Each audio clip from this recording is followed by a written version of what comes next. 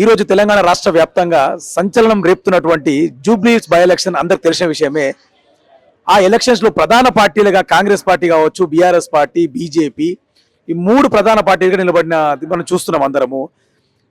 ఏదైతే ఇటు కాంగ్రెస్ పార్టీ కావచ్చు, అటు బీఆర్ఎస్ పార్టీ కావచ్చు, నిరుద్యోగులకు ఏం చెయ్యలేదని చెప్పేసి కూడా ఒక ప్రచారం అప్పట్లో జరిగింది. అప్పుడు కేసీఆర్ ప్రభుత్వాన్ని అంటే తప్పించింది కూడా నిరుద్యోగ చేసే మనం చెప్పుకోవచ్చు. అదేవిధంగా ఈరోజు కాంగ్రెస్ గవర్నమెంట్ కూడా ఇచ్చిన మాట నిలబెట్టుకోలేకపోతుంది. ఈ నిరుద్యోగులకు నోటిఫికేషన్సే కావచ్చు, ఉద్యోగాలు ఇవ్వకుండా మోసం చేస్తుందనేది ఒక వాదన మీద నిరుద్యోగ జేఏసీ నుండి, ఓయూ నుండి ఆస్మా ఆమె ఇక్కడ జూబ్లీహిల్స్ ఎలక్షన్స్ లో ప్రధాన పార్టీలకి ఎదురొడ్డి మరి ఇండిపెండెంట్ అభ్యర్థిగా నిలబడడం జరిగింది. ఒకసారి ఆమె మనతో ఉన్నారు. అసలు ఆమె మాటల్లోనే మనం తెలుసుకునే ప్రయత్నం చేద్దాం. అసలు ఏ విధంగా ఉన్నది జూబ్లీహిల్స్ ఓటర్ల మద్దతు అని చెప్పి తెలుసుకునే ప్రయత్నం చేద్దాం. నమస్తే మేడం. నమస్తే. చెప్పండి, ఎట్లా నడుస్తుంది ప్రచారం ఇక్కడ? నడుస్తుంది ఇలాగే. అందరం మా నిరుద్యోగులందరూ కూడా ప్రతి ఇంటికి తిరిగే ప్రయత్నం అయితే చేస్తున్నాం. డే 1 నుంచి డోర్ టు డోర్ ప్రచారమే నడుస్తుంది మరి. ఎందుకంటే వెహికల్ వేసుకొని, మైకులు పెట్టుకొని, సాంగ్స్ పెట్టుకొని మెయిన్ రోడ్ల మీద తిరిగే కంటే గల్లీలలో తిరిగితే ప్రజలు ఏ సమస్యలు అనుభవిస్తున్నారు, వాళ్ళ దగ్గర ఉన్న ప్రాబ్లమ్స్ ఏందనేది తెలుసుకునే అవకాశం ఉంటుంది. కాబట్టి వీలైనంతగా మేము అంతా తిరగలేకపోవచ్చు ఉన్న ఈ షార్ట్ టైంలో, కానీ తిరిగినంతలో మాత్రం సమస్యలు తెలుసుకుందామనే ఉద్దేశంతో డోర్ టు డోర్ తిరుగుతున్నాం మేము. ప్రజల స్పందన ఎట్లున్నది? ప్రజల స్పందన చాలా బాగుంది. మా వరకైతే చాలా మంచిగా స్వీకరిస్తున్నారు మమ్మల్ని. ఓ నిరుద్యోగుల, మా బిడ్డలు లాంటి వాళ్ళు మీరు ఎంత ఇబ్బంది పడుతున్నారో మాకు తెలుసు, మేము కూడా అంతే ఇబ్బంది పడుతున్నాం. మాకు పెన్షన్లు వస్తలేవు, మా రోడ్లు సరిగ్గా లేవు, ఇక్కడ డ్రైనేజీలు ఉన్నాయి, ఏ గుంతలు పడతామో తెలియదు, చాలా ఇబ్బందిగా ఉంది. వర్షం పడితే నీళ్ళు ఎక్కడ పోతాయో తెలియదు, తాగునీళ్ళు వస్తలేవు. ఇట్లా మహిళలకి 2500 అన్నారు, అవి వస్తలేవు. గ్యాస్ సబ్సిడీ అన్నారు, 500 కూడా వస్తలేవు. ఇట్లా చాలా ఒక్క సమస్య కాదు. మళ్ళీ మా పిల్లలు చదువుకున్నారు, మా పిల్లలకు ఉద్యోగాలు లేవు. పిల్లలు ఉద్యోగాలు లేక జొమాటో, స్విగ్గీ, ర్యాపిడో ఇవి నడుపుకుంటూ బతుకుతున్నారు, క్యాటరింగ్ చేస్తున్నారు. మా పిల్లల కష్టం మేము చూడలేకపోతున్నాము. చదువుకున్న పిల్లలు రేపన్నాడు మాకు ఆసరా అవుతారని చెప్పేసి పిల్లల్ని చదివిస్తే ఈ పిల్లలే మాకు భారంగా అవుతున్నారు. ఈరోజు మాకు కనీసం మాకు మందులు కొనలేని పరిస్థితిలో కూడా పిల్లలు ఉన్నారు అని చెప్పేసి తల్లిదండ్రులు బాధపడుతున్నారు. వాళ్ళందరి కష్టం మాకు తెలుసు. వాళ్ళు పడే ఇబ్బందులన్నీ మేము చూస్తున్నాం. మేము పడుతున్న ఇబ్బందులే ఇక్కడ జూబ్లీహిల్స్ ప్రజలు పడుతున్నారు. ఒక్క మాట, ఇప్పుడు మీరు నిరుద్యోగ జేఏసీ అని చెప్పేసి దాని నుంచి ఇండిపెండెంట్ క్యాండిడేట్ గా మీరు పోటీ చేస్తారు ఇక్కడ. అయితే ఇప్పుడు మీరు నిరుద్యోగం గురించి కొట్లాడడానికి రెడీగా ఉన్నారా, లేక టోటల్ కంప్లీట్ గా ప్రజల సమస్యలపై లేవనెత్తే విధంగా రెడీ ఉన్నారా మీరు? మా అడుగు నిరుద్యోగుల నుంచే పడ్డది, కానీ ఇక్కడ అన్ని సమస్యల పైన కొట్లాడడానికి మేము సిద్ధంగా ఉన్నాం. ఎమ్మెల్యే అభ్యర్థి అంటే ఒక నిరుద్యోగుల గురించే కొట్లాడే అభ్యర్థి కాదు, అన్ని సమస్యల పైన కొట్లాడే అభ్యర్థి. నేను అందుకే చెప్పడంలో అదే చెప్తున్నా. ప్రధాన ఎజెండా వచ్చి మాత్రం నిరుద్యోగ అడుగు ఎక్కడి నుంచి మొదలైందంటే నిరుద్యోగుల నుంచి. ఏ సమస్య నుంచి నువ్వు వెలిసి, ఇప్పుడు ఒక్కొక్కరు ఒక్కో రూపంలో వెలుస్తారు అని ఒక్కొక్క అవతారం వస్తుంది. నా అవతారం ఏంటంటే నిరుద్యోగుల అవతారం. ఆ అవతారం వేసుకొని వస్తున్నా నేను. ఆ అవతారం వెనకాల నుంచి ఎన్నో సమస్యలు నేను ఇక్కడ దృష్టిలో నేను పెట్టుకున్నా.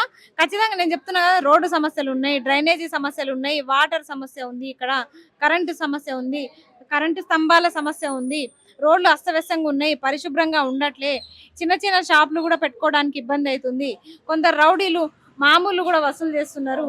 అదంతా ప్రాబ్లమ్స్ ఫేస్ చేస్తున్నారు ప్రజలు. నేను ఇక్కడ గమనించినవే ఇవన్నీ ఈ ప్రచారంలో దిగిన. ఇప్పుడు వాస్తవానికి ఏంటంటే, ఏదైతే ఇప్పుడు కాంగ్రెస్ పార్టీ మీద మీరు ప్రధానంగా ఇప్పుడు ఏమైనా ఎలిగేషన్ చేయడానికి కూడా రెడీ ఉన్నారు, లేకపోతే పాత బీఆర్ఎస్ పార్టీ మీద కూడా మాట్లాడడానికి ఏమైనా ఉన్నారు నిరుద్యోగులకు సంబంధించి? ఖచ్చితంగా బీఆర్ఎస్ గురించి మాట్లాడొద్దని అనిపిస్తుంది.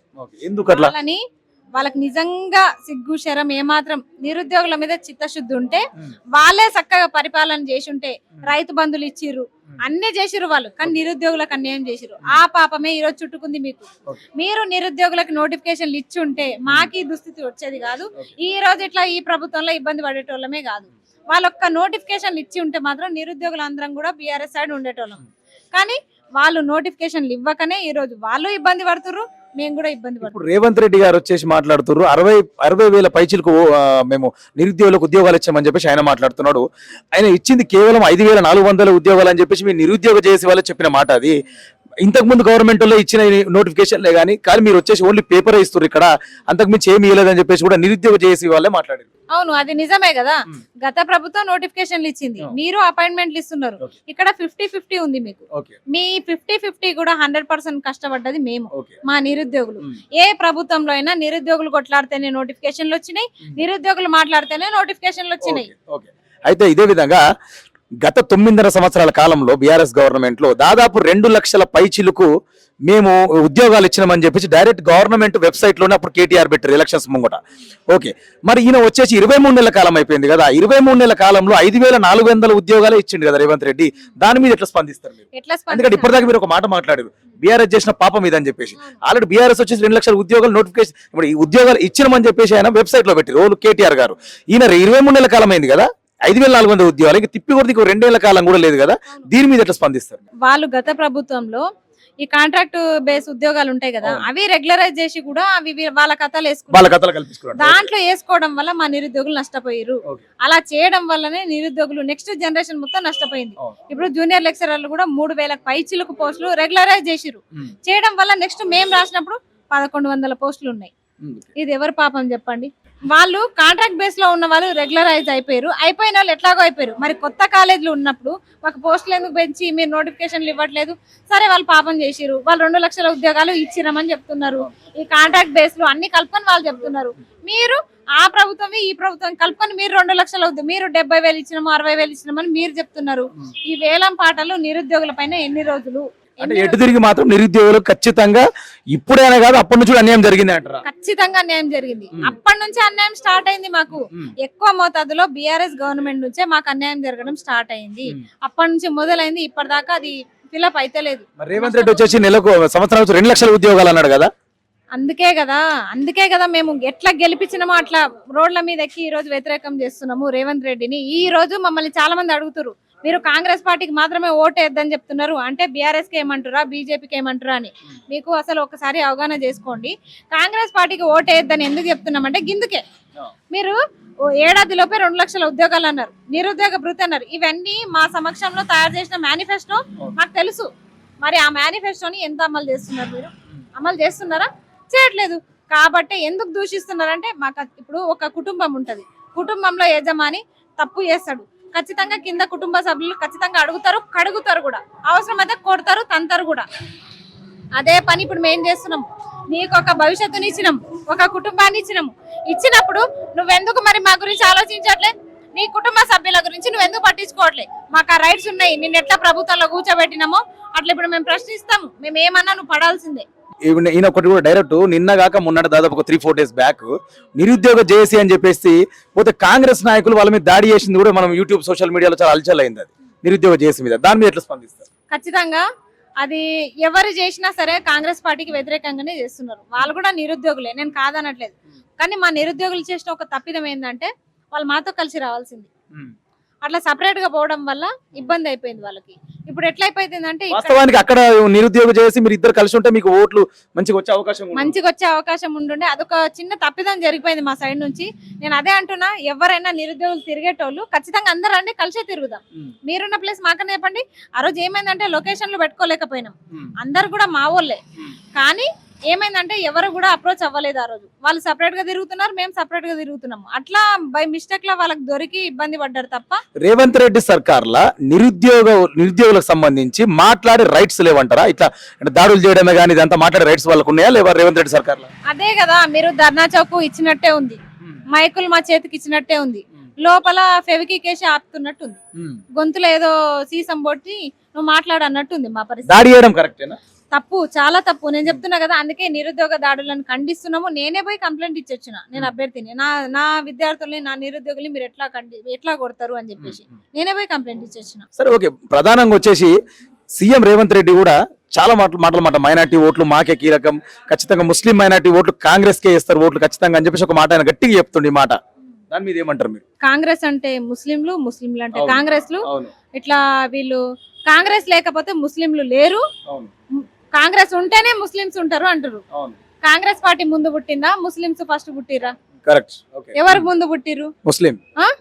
నువ్వు కుల మతాలకి ఎందుకు రంగులు అద్దుతున్నావు అంటే అట్లా అంటే ముస్లిం ఓట్లన్నీ నీ సైడ్ వస్తాయనా? అజారుద్దీన్ కి ఉద్యోగం ఇస్తే మైనార్టీ బిడ్డలంతా నీకు ఓటేస్తారనా? నీ ఉద్దేశం ఏంది? నువ్వు చేయాల్సింది అజారుద్దీన్ కి ఉద్యోగం ఇవ్వడం, ఈడొచ్చి 4 డైలాగులు కొట్టడం కాదు. First of all minority declaration అమలు చేయి. ఆ ఖబ్రస్థాన్ కి జాగా ఏందో ఆ సంగతి చూడు ఫస్ట్. ఖబ్రస్థాన్ ఆల్రెడీ మన జాగా ఇచ్చేస్తే మిలిటరీ ఆర్మీ వాళ్ళు ఆక్యుపై చేసుకున్నారు కదా. చేసుకుంటారు. ఎందుకంటే అంటే అది ఒక ఎన్నికల స్టంటే అంటారా, అంటే మైనార్టీ ఓట్ల గురించి? ఇప్పుడు అంతే కదా, ఇప్పుడు మంత్రి పదవి ఇంకొక ఆయనకు కూడా ఇస్తామన్నారు, అవును. రాజగోపాల్ రెడ్డి గారికి. మరి ఆయనకు మొదట ఇవ్వకుండా ఈయనకెందుకు ఇచ్చినట్టు? ఇప్పుడు అంత అంత ఏం గారిపోతుందని, అంత ఏం కాలిపోతుందని, అంత అవసరం ఏముండే? ఇప్పుడు అజారుద్దీన్ కి మంత్రి పదవి ఇవ్వాల్సిన అవసరం ఏముంది? ఇచ్చేది ఉంటే అందరికి ఇచ్చిన మాట ప్రకారం అంత సత్యహరిశ్చంద్రుడివి అయితే అందరికి కూడా ఎవరెవరికైతే మంత్రి పదవులు ఇస్తానో వాళ్ళందరికి ఇచ్చేది ఉంటుంది. రాజగోపాల్ రెడ్డికి ఇచ్చింటే ఒక అర్థం ఉంది. ఇప్పుడు ఈయనకి ఇస్తే ఎన్నికల స్టంట్ కాకపోతే ఇంకేంది మరి? అయితే ఇప్పుడు మీరు ఉద్యోగులనే కాకుండా ప్రజా సమస్యల మీద కొట్టడానికి సిద్ధంగా ఉన్నారంటారు కదా, ఇంతకుముందు కూడా మాట్లాడిన టాపిక్ లో. దాన్ని బట్టి చూస్తే ఇదే రేవంత్ రెడ్డి వార్నింగ్ ఇస్తున్నాడు ఓటర్లకి. ఒకవేళ బీఆర్ఎస్ పార్టీకి కానీ మీరు ఓటేస్తే ఖచ్చితంగా మేము ఏవైతే పథకాలు ఇచ్చామో మేము రద్దు చేస్తామని వార్నింగ్ ఇస్తున్నాం. దాన్ని ఏ విధంగా తీసుకుంటారు ఓటర్లు? ఫస్ట్ ఆఫ్ ఆల్ ఆయన గుండె మీద చేసుకుని ఆయన ఏ పథకాలు ఇచ్చిండో చెప్పమని చెప్పండి. ఈ ఫ్రీ బస్ ఇచ్చినా, ఫ్రీ కరెంట్ ఇచ్చేసిన, గ్యాస్ ఉచిత గ్యాస్ ఇచ్చినా, సన్న బియ్యం ఇస్తున్నా అంటున్నారు కదా. వాటిపైన మేము అవగాహన కల్పిస్తున్నాము. ఫ్రీ బస్ అన్నారు, నాకు ఫ్రీ ఉండొచ్చు, మరి మీకు ఫ్రీ ఉందా? మీకు ఫ్రీ ఉందా? మీకున్న చార్జెస్ పెంచిరా లేదా? అంటే ఇప్పుడు ఇంట్లో ఉన్న భార్యకు వచ్చేసి ఫ్రీ ఉన్నది, భర్తకు వచ్చి డబుల్ ఛార్జ్ ఉంది. సరే, ఆ పథకం అయిపోయింది. ఇది ఒక్కటే ఇస్తున్నాని ఒకటి ఉంది, అది కూడా దీనికి క్లారిటీ ఇచ్చేసినాము. ఫ్రీ గ్యాస్ వస్తుందా ఒక్క మహిళ నన్ను అడగండి. నేను కూడా చాలా మంది అడిగిన ఇప్పటిదాకా, అడిగితే మాకు అకౌంట్ లో పడతలేవు అంటారు వాళ్ళు. 900 చేంజ్ తీసుకుంటారు. నేను కూడా మహిళనే, నాకు కూడా పడతలేవు. మరి నేను కూడా ఒక కుటుంబంలో మనిషినే, నాకు కూడా పడతలేవు. మరి మళ్ళీ నేను కూడా మహిళనే, నాకు 2500 కూడా వస్తలేవు. నాకే కాదు, తెలంగాణలో ఉండే ఏ మహిళకు కూడా 2500 వస్తలేవు. మరి ఏ పథకం ఇస్తున్నావు అని, ఏ స్కీమ్ లో నువ్వు రద్దు చేస్తావో చెప్పు. నువ్వు ఇచ్చేది ఫ్రీ బస్ ఒకటే, రద్దు చేసుకో. 50-50 చార్జెస్ మా ఇంట్లో కూడా బర్డెన్ అవుతుంది. ఆ చార్జెస్ ఏందో మేమే కట్టుకుంటాం. ఇంకేమి ఇస్తున్నారని? సరే, ప్రధానంగా వచ్చేసి లాస్ట్ ఒకటే క్వశ్చన్. మీరు ఇప్పుడు ఇండిపెండెంట్ క్యాండిడేట్ మీరు పోటీ చేస్తారు కదా, మీ గెలుపు ధీమా ఎట్లున్నది మీకు? ఖచ్చితంగా వీళ్ళు ఏవేవైతే మేనిఫెస్టోలో రాసిరో అవన్నీ మేము రాసినవి. ముంగట పెద్ద పెద్ద పార్టీలు ఉన్నాయి, తట్టుకునే కెపాసిటీ ఎట్లున్నది మీకు? ఖచ్చితంగా మరి పెద్ద పెద్ద తట్టుకునే అంటే మేము ఇట్లా కాలినడక నడుస్తేనే మీరు ఇంత భయపడుతున్నారు. మేము ఒక 25 రోజుల నుంచి ప్రచారం చేస్తున్నాము. మీరు ఇంత భయపడే అవసరం లేదు మమ్మల్ని చూసి. అయినా భయపడుతున్నారంటే మేము ఎంత స్ట్రాంగో మాకు తెలుసు, మీకు కూడా తెలుసు. నిరుద్యోగులు అంటే ఏందో మొత్తం అందరికి తెలుసు. నిరుద్యోగుల వల్ల ప్రభుత్వాలు నిలబడ్డాయి, కొన్ని ప్రభుత్వాలు కూలిపోయినాయి. కాబట్టి ఇప్పుడు కూడా నిరుద్యోగులే రంగంలోకి దిగిరు కాబట్టి వీళ్ళకి వణుకు పుడుతుంది ఆల్రెడీ. ఖచ్చితంగా భారీ మెజారిటీతోనే మా గెలుపు ఉంటది. థాంక్యూ. షేర్ చేయండి, లైక్ చేయండి, సబ్స్క్రైబ్ చేయండి. మరిన్ని వీడియోల కోసం బెల్ సింబల్ పై క్లిక్ చేయండి.